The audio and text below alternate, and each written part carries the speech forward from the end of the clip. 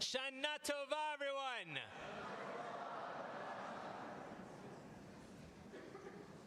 So what if you knew the secret to finding meaning in life? What if it wasn't a secret at all? Viktor Frankl was still hopeful when he arrived at the gates of Auschwitz. He carried a manuscript in his coat pocket that contained his life's work. In the processing room, he took a more seasoned prisoner into his confidence and pleaded that the manuscript be protected at all costs. It was his life's work. And then an SS guard arrived and commanded everyone to get fully undressed within 2 minutes and take nothing with them except for their shoes and belts. All the hair was shaved from their bodies. The manuscript was lost.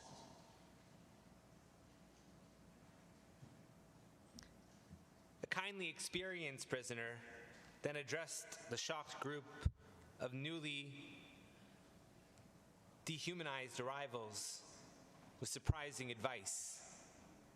He said that, if all possible, shave daily, even if you have to use a piece of glass to do it, even if you have to give your last piece of bread for it.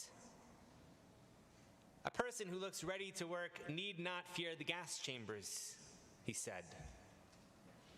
He looked around the room and said, all of you standing here, even if you have only been here 24 hours, you need not fear gas, except perhaps for you.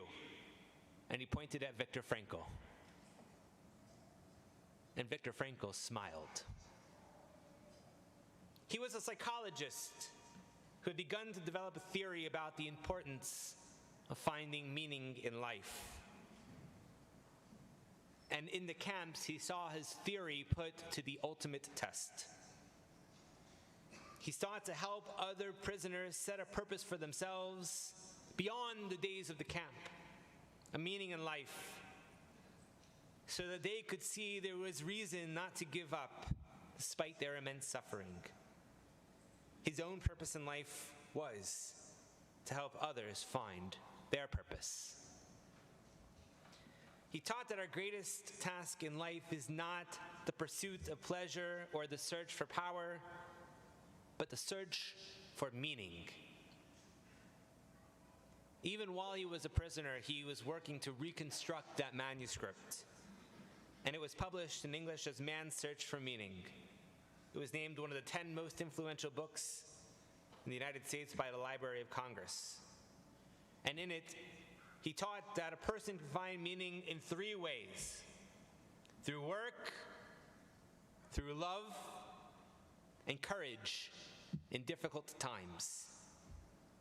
He found that with meaning and purpose in life, a person could survive the most difficult traumas imaginable.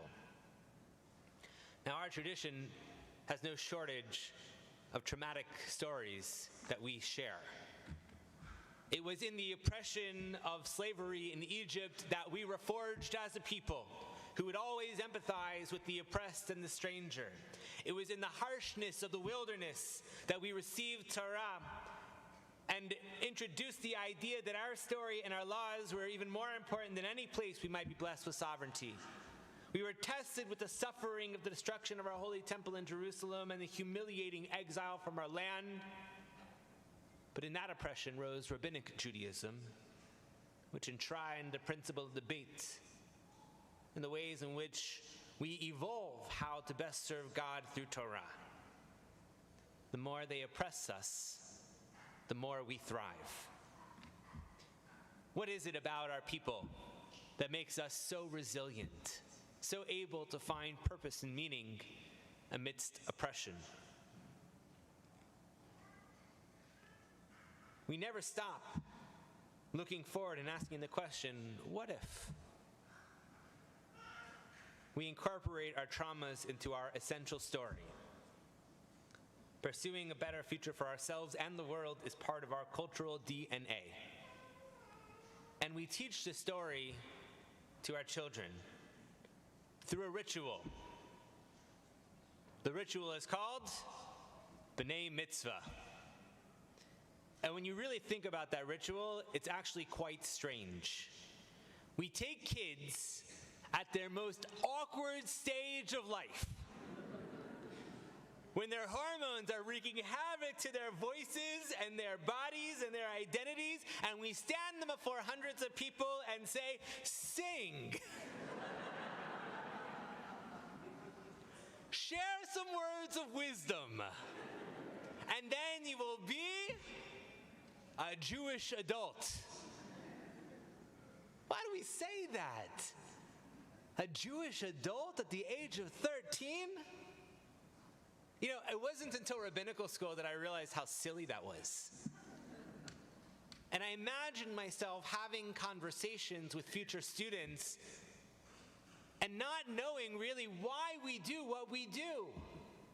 What's the purpose of this ritual? What are we trying to teach? Why do we do what we do? And I looked to the Torah for a story to share about what it means to grow up, what it means to have this ritual, what it means to become an adult, and I settled on the story that we read today.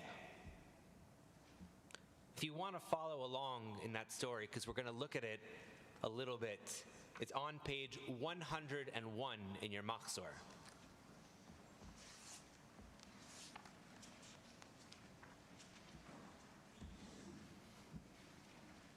It's the story of Ishmael and Hagar. Imagine, it's early in the morning, and Abraham awakens and takes Hagar and his firstborn son Ishmael and places bread and water on Hagar's shoulder together with the child and sent her away. Ishmael is being carried on Hagar's shoulder. And when the water is gone, she left the child under one of the bushes and went a bowshot away, for she could not bear to see him die. And sitting thus afar, she burst into tears. I ask my students, how old do you think Ishmael is in the story? And invariably, appropriately, they say he must be 2 or 3 years old. He's being carried on his mother's shoulder. He's being placed under a bush to die. But a close reader of the Torah knows that Ishmael is actually 15 or 16 years old in this story. And they look at me with astonishment. Well, how is it possible that he's being carried by his mother? And that's when I look at the children and I ask them, how did you get here today? The state of childhood is the state of being completely carried by adults. And that doesn't change when a child turns 13, 14, 15, or 16. No matter how old we are in life, all of us at times also might revert to the state of childhood. When the challenges and traumas of life beat us down, the way we're able to remain resilient, to maintain optimism, is by having others carry us. Now, our B'nai Mitzvah aren't carried. The moment that Hagar goes a bowshot away, far enough away that Ishmael felt alone, was in the greatest depth of his trauma. He no longer is called child. If you read closely, it says, God heard the cry of the boy, the Na'ar. Previously, Ishmael is called Yeled, child, and now all of a sudden, Na'ar, a young man. She takes the young man by the hand and let him drink. The state of young adulthood, the state that our B'nai Mitzvah are in, is the state of learning. The state where we are not being carried, but we are being supported. We are being held by the hand. It's in that partnership of having someone not to carry you, but to guide you, to hold your hand, to support you, that it becomes possible to set goals beyond ourselves, to imagine a future and achievement. That was the state that Viktor Frankl found himself in when he gave others a purpose. He was supporting them in a time that could have been hopeless, to help them to see what was possible outside of themselves. He couldn't carry them there, but he could support them. One of the ways to find meaning in life is by being a person who supports. When we give children the support to achieve the skills that bring them into this Jewish community, they receive the gift of being able to go anywhere in the world there are Jewish people and having a community of people who will support them. This is how we implement the pathways that Frankl taught for developing meaning in life. We give our children meaningful work to do, challenging work to do in the accomplishment of their B'nai Mitzvah skills. We give them support and love in order that they can achieve those skills well. We don't ask them to go alone in the wilderness. And when they do achieve those skills, which, if you're a child who's afraid of standing up here, might be a difficult experience, we celebrate them in that moment because of their accomplishments, because of their hard work. Frankl wasn't the last one to realize that finding meaning and doing hard work is a pathway to successful living. There's accumulating evidence of this. In Grit by Dr. Angela Duckworth, she found that the best indicator of a cadet succeeding at West Point was not their talent or ability, but their passion and perseverance. The best indicator of winning the spelling bee was the number of hours of deliberate practice, not IQ. Grit is defined as a combination of passion and purpose. They aren't found, they're developed. And so finding meaning in life, happiness, and success is dependent, according to her, on setting goals, superordinate goals, beyond ourselves that we can work toward in incremental steps. We have to believe that we can. That's based on psychologist Carol Dweck, who talked about the idea of a growth mindset. The belief that one can grow in an area in contrast to a fixed mindset that one will always be the same. When I was a child, I was pretty good at this stuff. Truth is, my bar mitzvah, I rocked it. I read the whole Torah, I sang all the songs, I joked up here. This has kind of always been my comfort zone. But when it came to PE,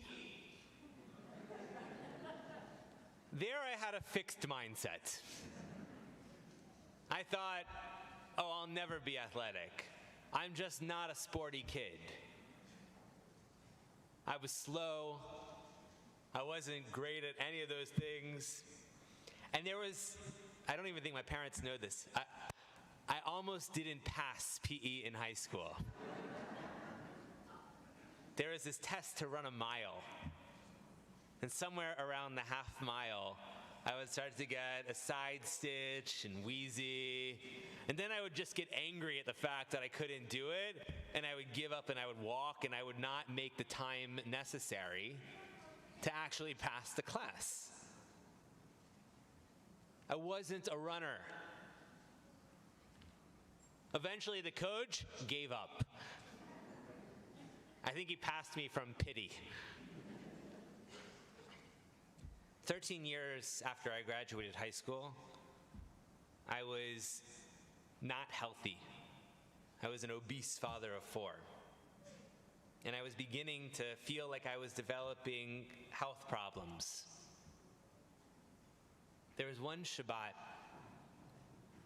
I was on the bima, and I thought that I felt a pain in my chest. And I began to imagine what would happen. And I don't think I'd ever been more afraid in my life.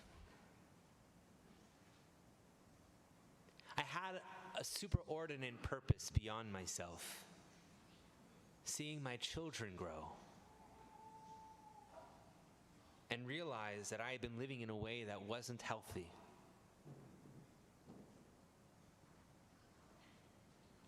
It's been 8 years since then, and every year I set new goals in my physical fitness, and every year I achieved them. And this year, I ran a marathon.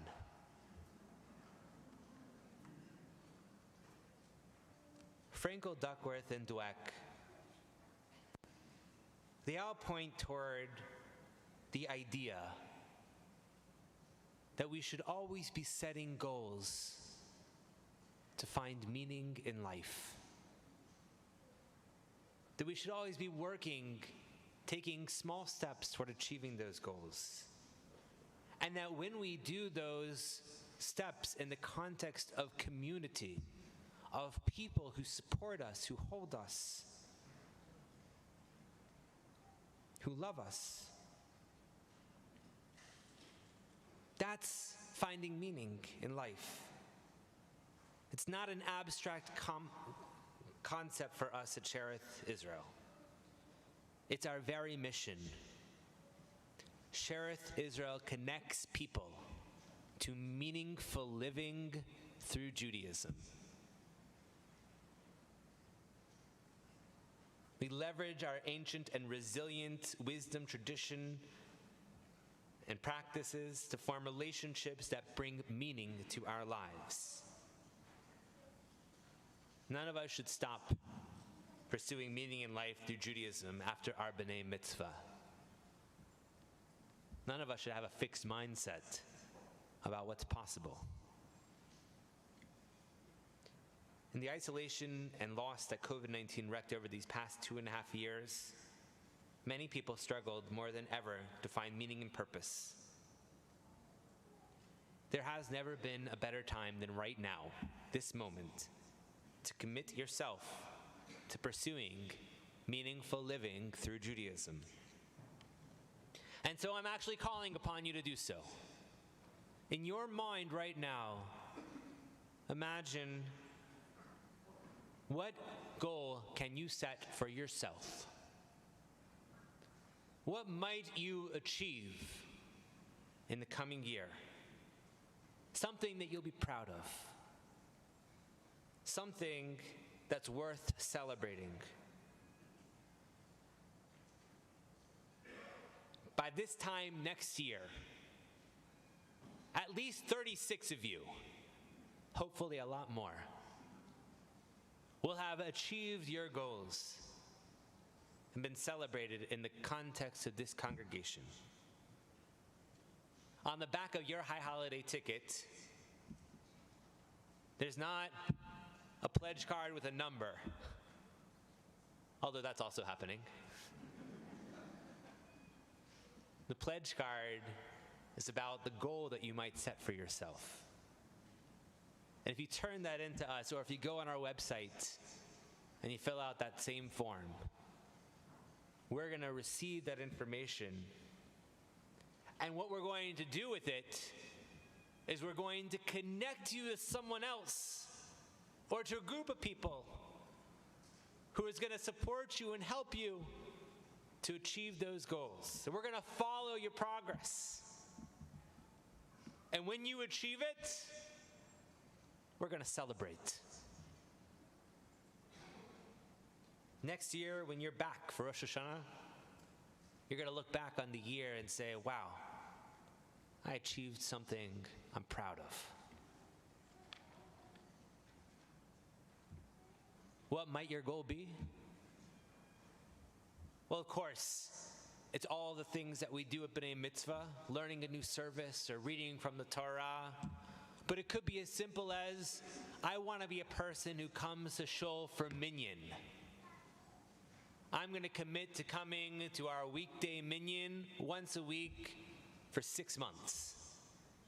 And at the end of 6 months, we'll see where we are, but we're going to celebrate that. It might be studying a Masechet of Gemara or of Mishnah or any part of our tradition that's meaningful to you or exciting to you or interesting to you. And it might be something like, I'm going to lose some weight this year. Because guarding your health, taking care of our bodies, is a mitzvah as well. I'm not going to tell you what your goals should be. I can't tell you what your superordinate goals should be, although I'm happy to have the conversation and help dream together. You tell me what the goal is, and we'll find you support to help achieve it. And even if you're not setting a goal for yourself, which I hope that every single person in this room does, then at least be someone who I can call upon to support another. Because all of you have such incredible skills, abilities, ways to hold and lift each other up. And there's nothing more important than meaningful living through holding one another up. The name we selected for this project is Magshimim. It's a word that in itself expresses the act of precipitating goals. The word for rain in Hebrew is Geshem. My colleague, Rabbi Ariel Hanin, shared with me a midrash from the days of the creation of the world. When God created the world, the upper waters and the lower waters longed to reunite. Even today, when it is about to rain, we can feel the potential energy. And then a release of what was just wind and air is now real, soaked with rain. When you imagine that goal right now, you might think it's out there, maybe even impossible to achieve. But it is already potential. Step by step, you'll come closer to achieving that goal, and then you'll become a rainmaker. Someone who makes your goals real. Tomorrow, Rabbi Helfand is going to guide us through an exercise to deepen this concept in conversation with one another to develop our goals. And by this time next week, I want at least 36 registered on our website.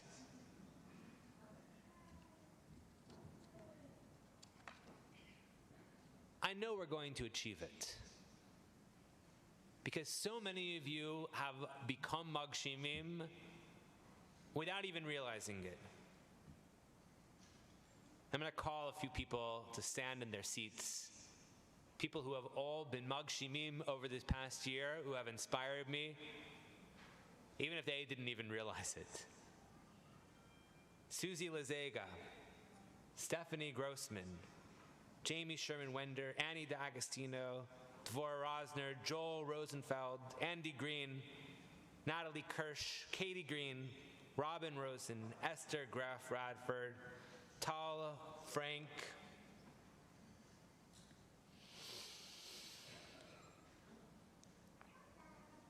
I'm going to invite everyone who has thought of a goal for themselves that they accomplished over the last year. Maybe you're a Magshim and you didn't even realize it. If you can think of something that you accomplished this past year and you want to be celebrated right now, stand up. Something that you're proud of. Something you did, like run a marathon for me. That was my magshim this past year.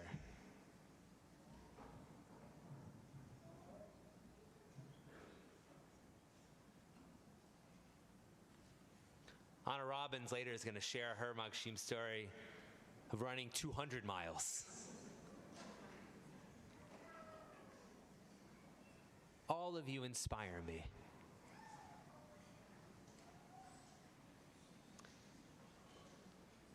And in a moment, we're going to hear from someone else who inspires me. Someone who I'm honored to have here today. The Consul General of Israel to the southeast, Anat Sultan Dadon, is present in our congregation this morning. And at Kol Nidre, I'm going to be talking a whole lot about this idea of Magshimim and about the state of Israel. Because when it comes to, I'll give away the end before the beginning. When it comes to accomplishing goals, yes, all of us individually have a lot to do to grow.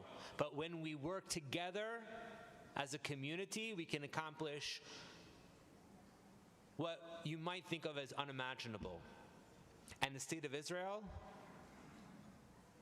that's the most exciting Jewish communal goal we've ever achieved and are achieving and are a part of day in and day out.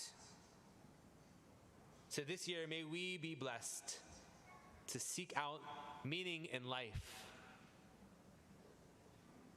to set goals for ourselves and achieve them, to become magshimim, to support one another, to love one another, to have a lot to celebrate in this new year. Shana Tova.